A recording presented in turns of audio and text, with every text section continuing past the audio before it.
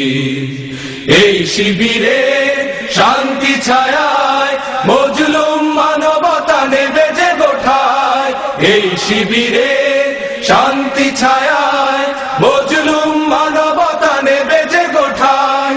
মানুষ গড়ার এই আঙিনায়, মানুষ গড়ার এই আঙিনায় আল কোরআনের বাণী পড়েছি, আমরা শিবির গড়েছি।